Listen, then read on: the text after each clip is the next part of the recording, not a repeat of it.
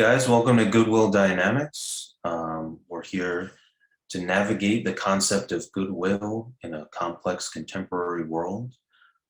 As you may know by now, we read a lot of internet posts and we comment on them with this thought in mind.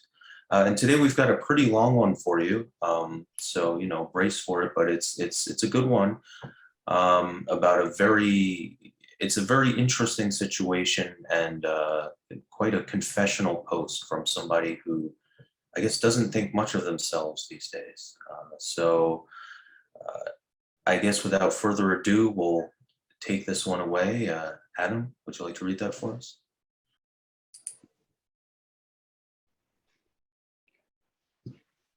I've been a serial cheater, liar, and abuser for most of my 6-year relationship. Is there any way I can make her feel better at this point? I, 28 male, am also looking your harsh criticism and advice.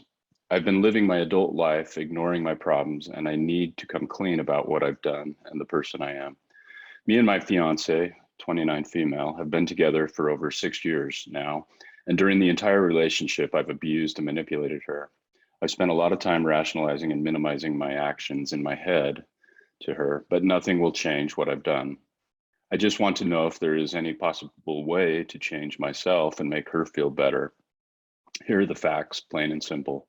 For simplicity, I will refer to my fiance simply as SO. Me and SO met as coworkers in late 2014. We hung out for the first time in 2015. I invited her over as a friend, even though I wanted more than that from her. We drank and ended up having sex. The next day, she told me that she didn't want that and that she didn't want to do that again. I tried to guilt her by talking about how much my feelings were hurt. When this didn't work, I asked if we could at least be friends. I invited her over again, telling her I would make it up to her. Instead, I pressured her into taking her clothes off and making out with me. She felt uncomfortable and eventually left. SO told me about how she had a problem enforcing boundaries and how she ended up in many situations like this because of it.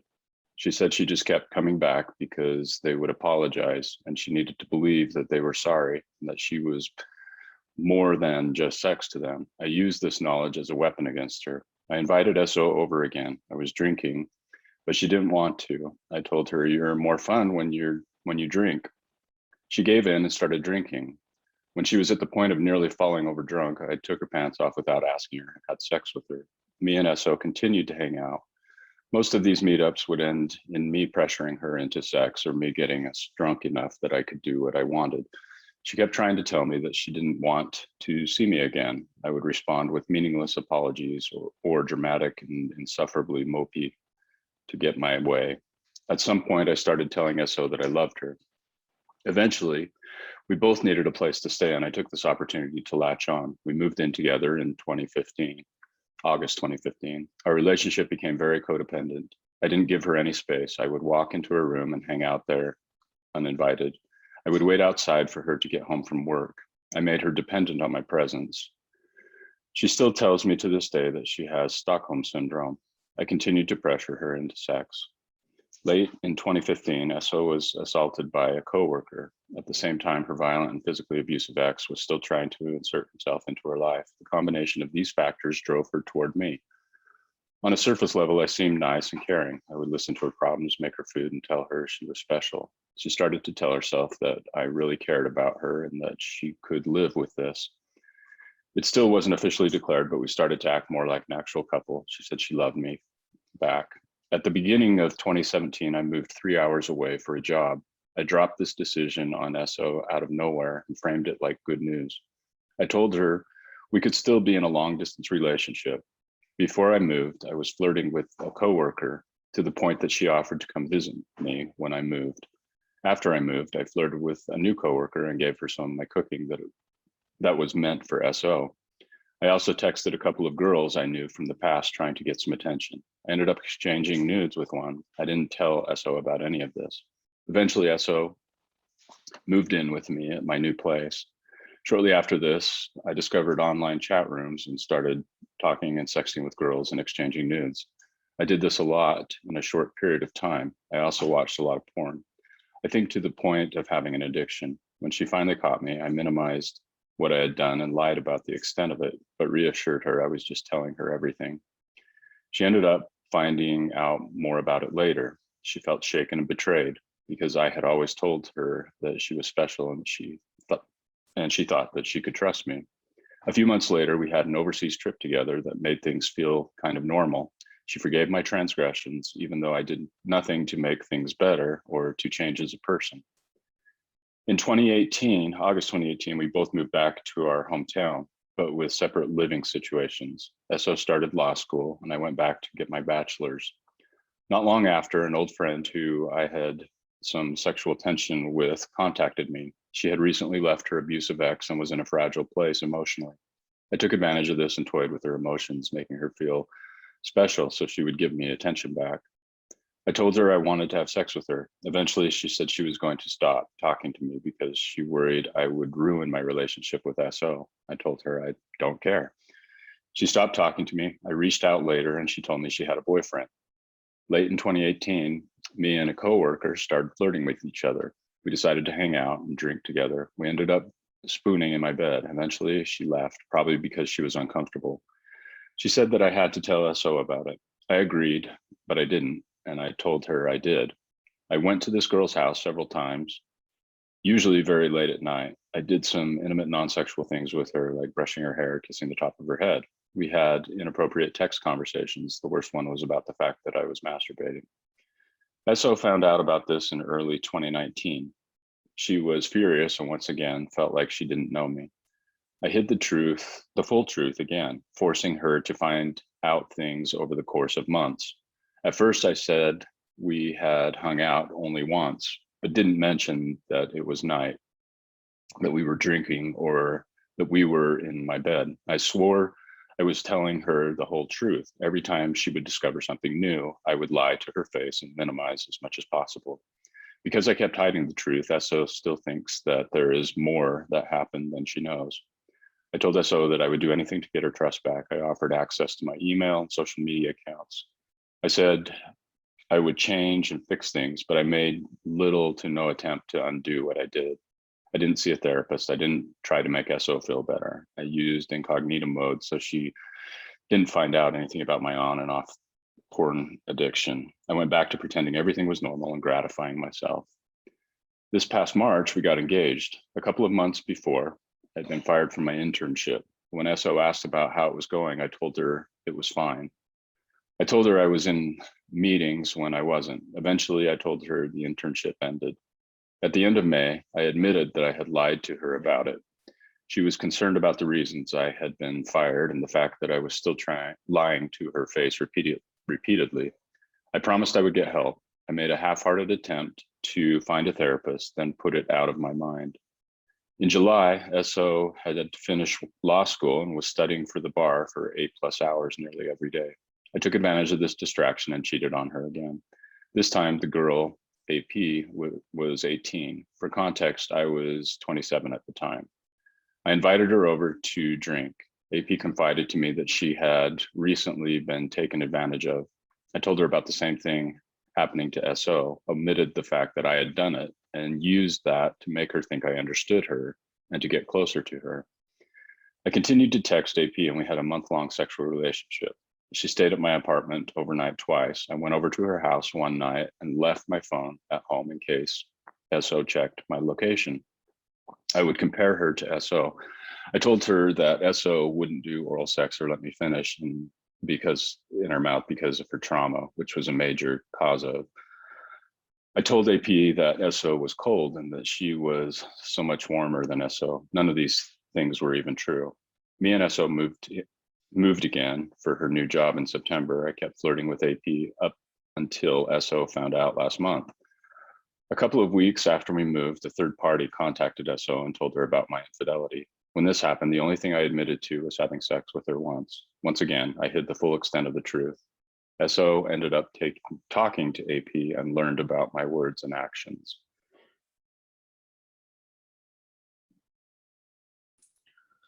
Okay, there's quite a lot to work with there. But first, let's introduce us all. So This, of course, is Goodwill Dynamics, and my name is Nick. The voice that you just heard was Adam. Thank you for reading all of that, Adam. We've got Annie with us today, all the way from Denmark, as always. Hi, guys. And we've also got our friend Tyler with us as well. Hello. Good to have you here.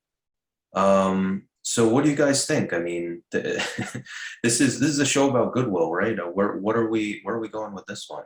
I mean, is this a person who, I don't know, can you show goodwill towards this kind of person? Is there a good way to do it? Can this person kind of begin to walk that path themselves? What do you guys think about this whole this mess of a post here?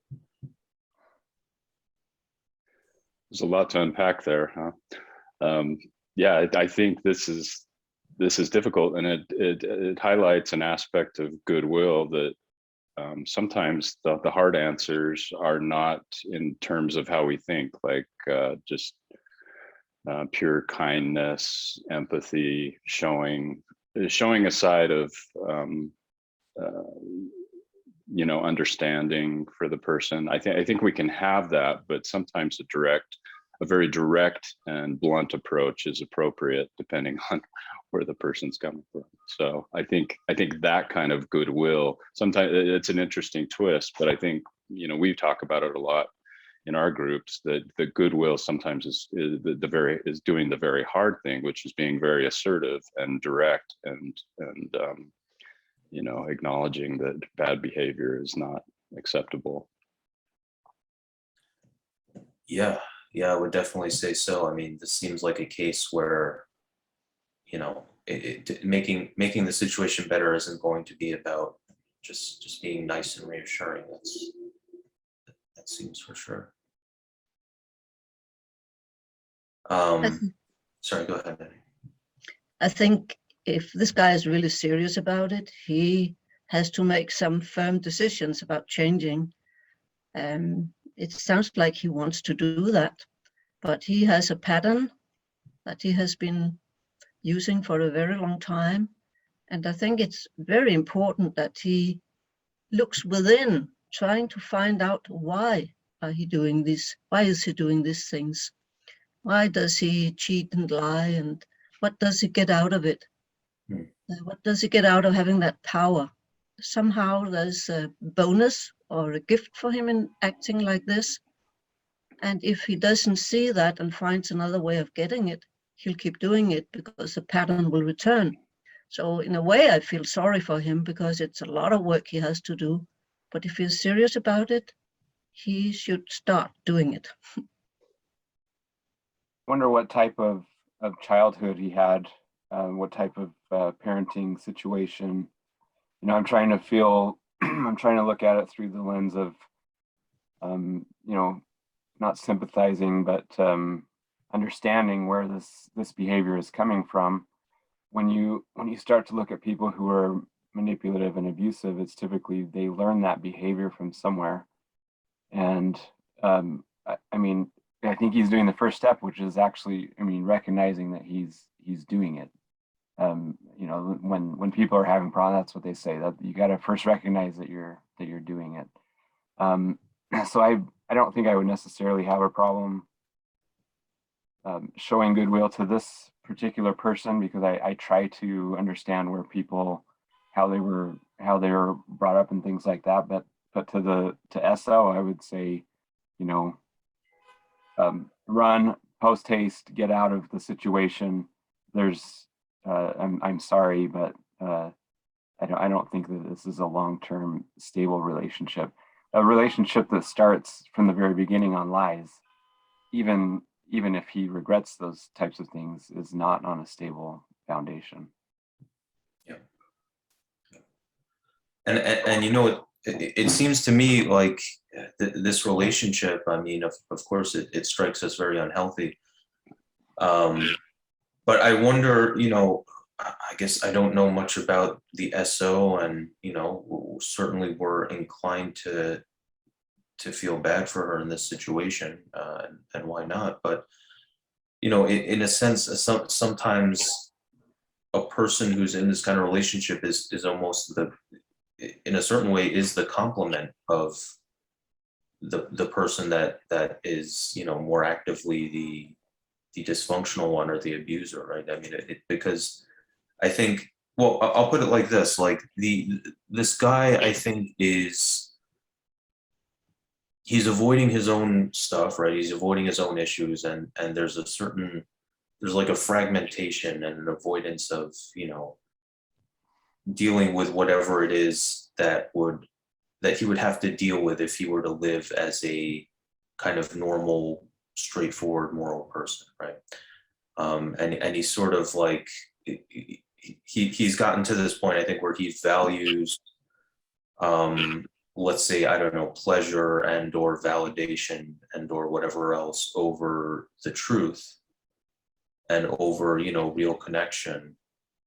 And I think that's a little bit of a cycle, right? Like you become, by doing that, you become more sort of fragmented as a personality, which leads to more of that.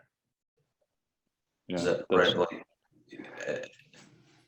those are all good points. And I think taking off from that sentiment that you expressed, Nick, it's interesting to me. I'll throw this out there and see what you guys think. But as I was reading it again, I was thinking about how this post almost comes across as exhibitionist in a certain sense, because there is some ambivalence. Like he seems to be at least mildly aware of his issues, but again, he's not doing anything about it. So by making this post, it's almost like, hey, you know, look at me. And it's almost like a self-voyeurism, looking back on himself and being stimulated by his bad behavior, and the fact that he can acknowledge some of these things and have some of these insights, but yet almost take gratification in the fact that, and like you say, reinforce those behaviors and become more fragmented, Nick. So I don't know what you guys think about that idea. well, it's kind of, I guess, it could be another form of sort of validation, right? Just You could say that with quite a few things on the internet, Adam. I mean, so many. There's just so much narcissism out there that almost anyone that puts things out there, you know, asking. I mean, he's like, I'm asking for it. You know, it's like, it's all over the place. So I don't disagree. I think you're onto something. There's an element of that, maybe. Yep. I think there's also I think this is kind of what you were talking about, Nick. There's they're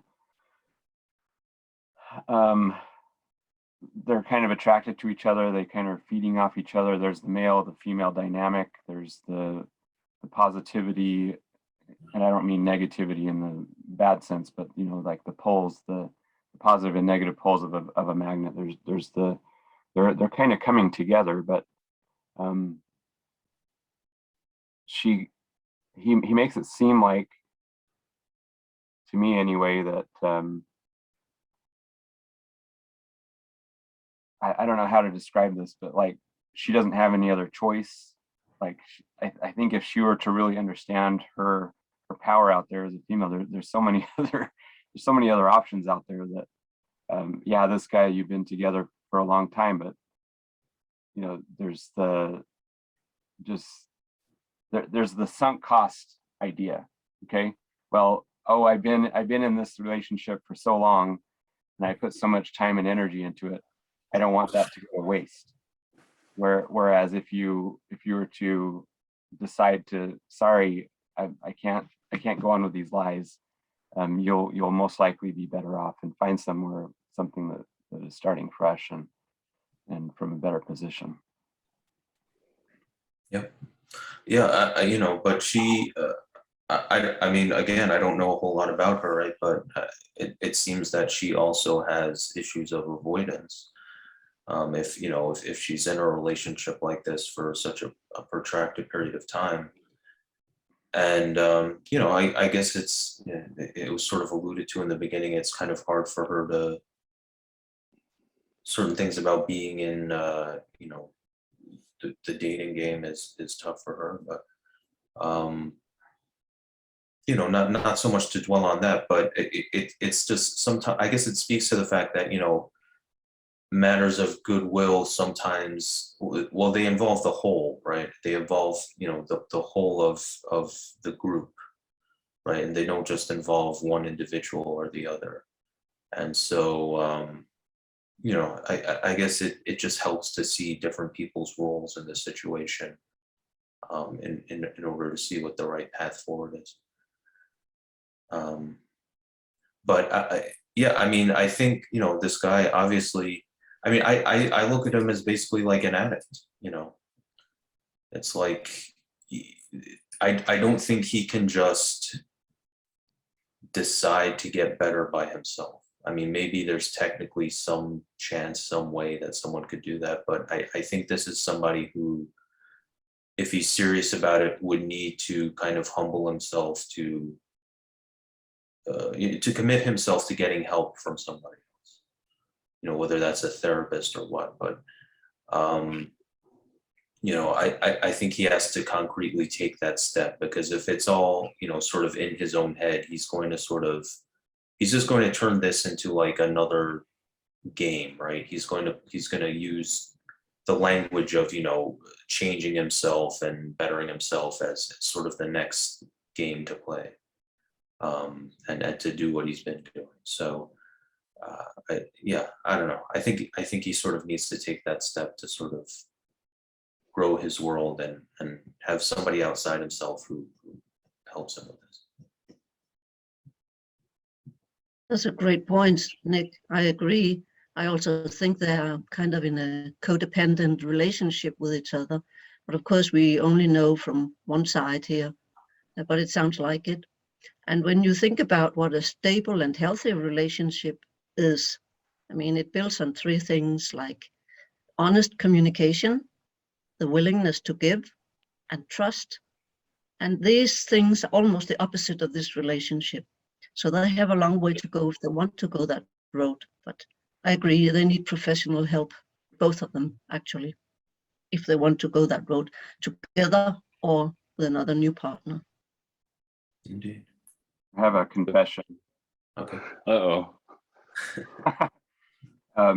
Just talking about relationships based on lies or not lies. I remember I had to tell my wife a white lie. It was around Christmas time. We had just gotten married, and I was buying a newer car for her. And in order to keep it a secret, I had to tell a white lie. I mean, it wasn't, I had to, I don't remember the specifics of it, but I do remember feeling really bad about it. Like, ooh, that felt, I had to tell her a straight up lie, and it just rubbed me the wrong way. And I've made a sincere effort to be completely forthcoming with my wife. I can't say that I'm perfect, but on big matters and things like that, I've been pretty good. So again, going back to the foundation of a relationship that is as such, I'm pessimistic, but people can change. So We're glad you changed, Tyler. Yes. Yeah. Let me just make one point about the goodwill aspect. We sometimes talk about goodwill as that word goodwill, but it's helpful to switch it around, the will to good, right? That it really does take an act of will, and especially in this, as Annie mentioned, codependent relationship. Getting out of that situation takes an act of will from both parties, or at least one of the parties to end it, right? And I think that's the type of empathy we need to have for ourselves, that if we're truly interested in helping ourselves through a situation, we need to will ourselves towards that good, towards that better situation, towards different behaviors. And it's tough, because willing yourself out of patterns and these behaviors that are so sealed in our character and in our daily actions, that's a really hard thing. Yeah. I mean, changing your patterns is never easy, and when your patterns kind of involve a certain lack of self-awareness or depend on them, it's doubly hard. So, yeah. Well, is this somebody that we could offer goodwill? How would we offer goodwill to them? Just to kind of close it out here.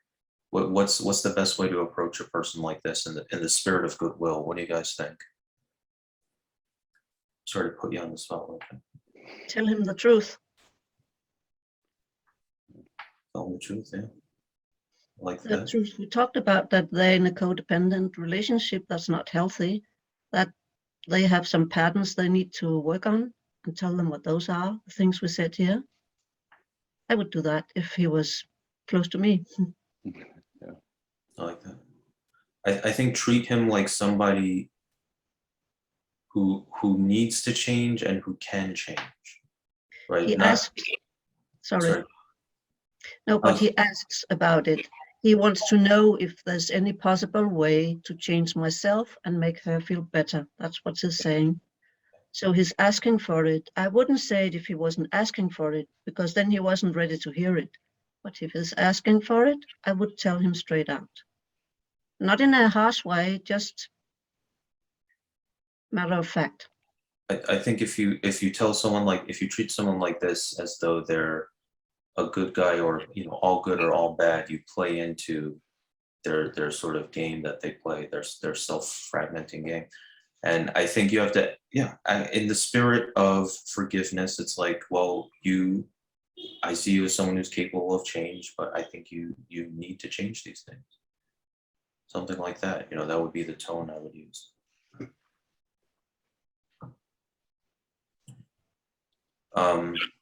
But yeah, I guess unless anyone has anything else to share, I think that's about it for this one. It's a long and interesting one, and I think covering stuff like this where people confess to some pretty dark sins, that's it's an interesting topic to cover, and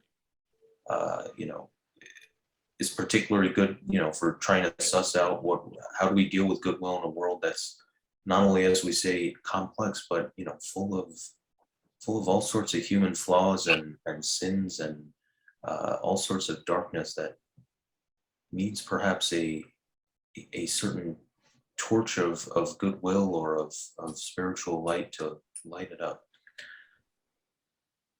But that'll be it for us. If you like this kind of content, please hit the like button, subscribe, hit the little bell so that you'll be notified when we have a new video. And we will see you guys probably in a couple of days. So long.